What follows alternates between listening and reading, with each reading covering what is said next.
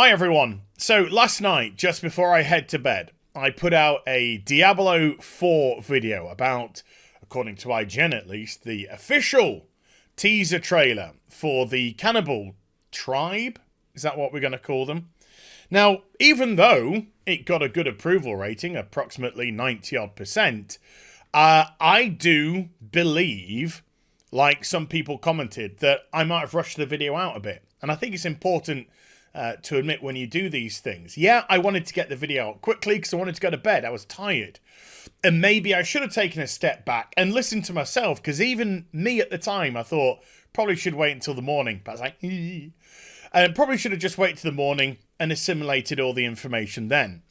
Live and learn, you know? Live and learn. But with that said, now that I have more information about the situation, it's even more weird than I thought it was. And it's not as clear-cut as the people who weren't too happy necessarily with the video thought either. So let's get into all of it now, because this is getting a little bit weird. Hi everyone, it's Az here from HeelvsBabyface. So, as the introduction went into, put out a video last night about Diablo 4's, according to IGN, official Cannibals teaser trailer. So, I think the connotations by IGN were perfectly clear that this was the first official trailer for Diablo 4 showing off the cannibals, and it was a very lackluster diorama showing off some of the character models. Looked fine to me. Some people are a bit more critical of them, but I thought looked fine to me, you know, but nothing particularly to get excited about whatsoever. However, the comment section, not too kind. As the ratio displays, this is actually a screen cap from my video, with approximately 2-to-1 ratio dislikes to likes. And the comment section, yes, in an ideal world, would just be about the video, but at the end of the day, Blizzard have opened themselves up for a lot of warranted criticism, and a lot of the comments were actually specifically directed at Blizzard, even though it's an IGN video, even though they're trying to show off a little bit of Diablo 4, which was probably the most well-received game of BlizzCon 2019. So, I put out this video, I say my gubbins, I go into the microtransaction speak at the end of it, I go to bed. Yeah, I think I've probably rushed through the video and I could have done a better one for you.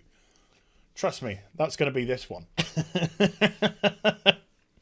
So, this title in itself, like I said, puts out the connotation that this is a official Blizzard video. Technically, it's correct. For all the people that want to complain about that aspect, it is technically correct. Now, don't get me wrong. I think IGN have purposely titled this in a manner that's trying to get them as many views as possible. Diablo 4 official Cannibals teaser trailer. It is technically official because it is a direct video from Blizzard Entertainment. And yes, it is a Cannibals video. Is it a teaser trailer? That's the kind of debatable part. What exactly entails a trailer itself, that we actually see something happening? Nothing happened. It was this diorama-esque experience. So, turn around to this morning, and IGN, this is the same video, which, by the way, has been hit with even more of a severe ratio, has been completely renamed. It's now Diablo 4 Cannibal Family Turnaround Video. So, there's two questions here. The first one is, has IGN actually done Blizzard dirty? Have they themselves caused this reaction? Have they themselves baited the community into a video that doesn't deliver what they think it's going to deliver? and therefore this is all IGN's fault? Or is this actually Blizzard Entertainment shirking responsibility themselves, palming it off on another company to maybe get the flack so they don't have to? And you might say to yourself, where does the second one even come from as? We'll get to that momentarily. You see, the video itself comes from here, which is an official Diablo 4 quarterly update, February 2020. So there is a list of content here where they go into some details. Hello, welcome to the new blog section of the Diablo 4 website. And they go into various aspects of it. UI design, controller support, and co-op. Yada, yada, yada. BlizzCon demo feedback. They've got some images here. Item, icon, style tests, work in progress. You get to see some character tables. So they're showing off various aspects of it. They also show off a little bit of the UI, work in progress, mini-map type of look. And also a little bit of, when I say gameplay, I'm just talking about how the UI functions. It functions very similar, of course, to Diablo 3. Also, do you notice something about this UI? This is just a me by the by.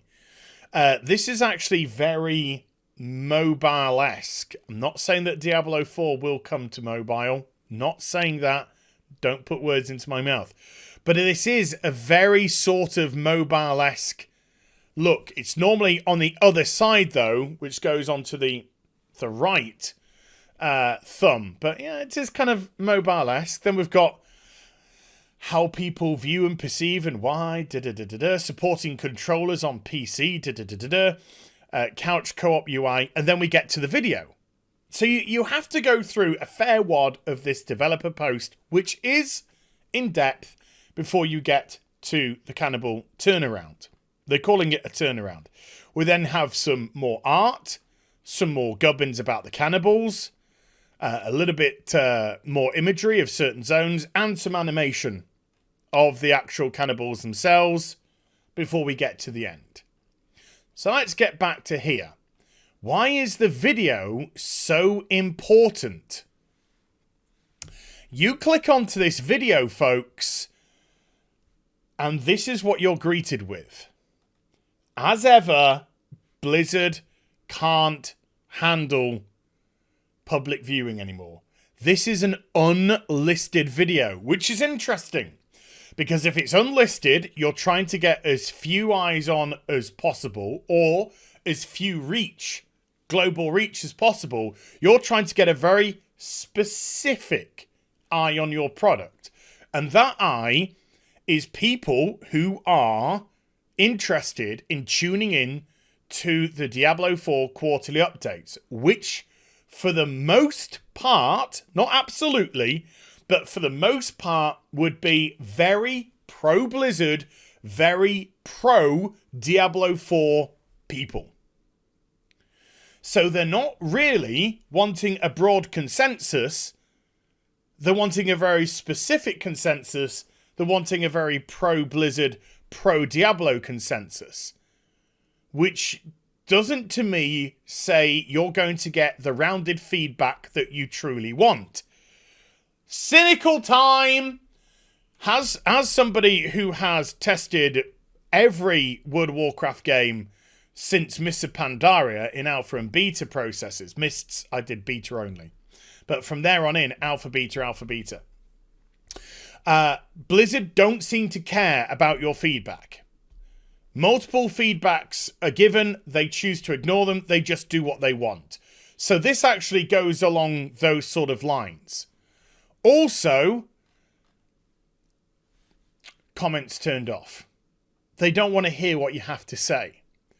So this is a very weird thing to do. We want to limit its reach as much as possible, and then we don't want to hear anything that you've got to say. So what happens when you do that? You aggravate people.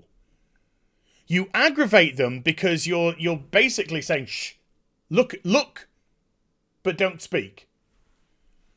I'm actually amazed that they don't have this turned off now. I am. But even this, look at this ratio. 850 likes, 300 dislikes. First of all, for a video that has 93,000 views, that engagement is pathetic. That is just by the by. That is absolutely pathetic engagement. And again, this is going to a very very specific Diablo marketplace, and even then, 850 likes, 300 dislikes.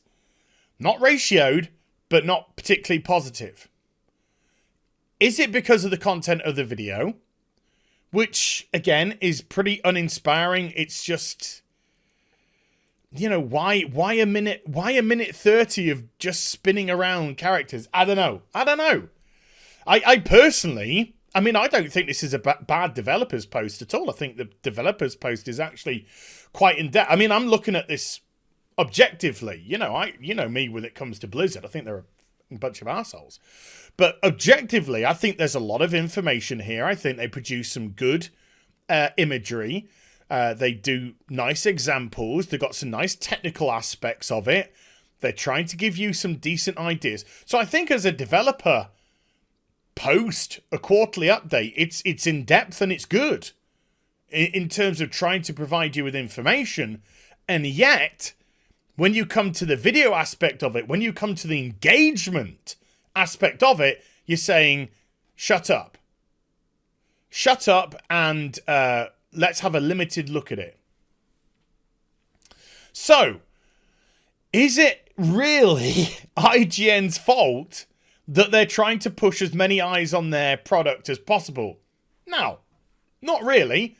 I mean, I've got no love for IGN. I think, again, it's a complete shill site that once upon a time, back in the day of Chobot, God bless you, Jessica, it was a gamer site, a true gamer site. Now it's not. Now it's a site which just panders to developers and publishers so they can get their interviews and they can get their exclusives, etc., etc. So, yeah, they're going to try and not necessarily clickbait. You have to be very careful. Clickbait is thrown around left, right, and centre nowadays when certain aspects aren't clickbait. Just because something is attractive doesn't necessarily make it clickbait. But for it to be clickbait, it has to be untrue. The title doesn't represent what's in the video. Technically, this does represent what's in the video, technically. But it is certainly worded in a more grandiose way than the information actually provides. So IGN know what they've let themselves in for, hence why they've adjusted the title accordingly. But did Blizzard throw them to the wolves? Yeah. Why did Blizzard throw them to the wolves? Well, because Blizzard didn't want to deal with this. Blizzard didn't want to deal with the comments. They didn't want to deal with the feedback. They didn't want to deal with the kickback. Because since Jay Allen Barak took to stage at BlizzCon 2019, came there all teary-eyed like some soy pussy, going, oh, we didn't do right. Oh, judge us by our actions, not by our words. Oh, we'll do better. And all this stuff. They've done fuck all. They've just slipped straight back into their old way of not giving a shit, palming off bunches of Warcraft 3 Reforged to Malaysia to do it because they couldn't be bothered to do it nice and cheap over there. And what did he get? Cheap and nasty back. Judge us by our actions. People are Blizzard. And that's the problem that you have. People are judging you by your actions and you don't like it because you know your actions are scummy. You know your actions are anti-consumer. So if you're expecting any sympathy by putting it in a nice developer's post and then hiding it, you're very much mistaken. Very much mistaken. Getting exactly what you deserve here, and it might hurt, but you're going to have to suck it up and be a man about it. Can't be a man, that's success. So there we go, folks. Hope you enjoyed this one. If you do, please do give it a thumbs up and also subscribe to the channel. Follow me on social media and Twitch for live streaming. Links are in the description box down below. And I'll be back with some more stuff very soon. You take care. Bye for now.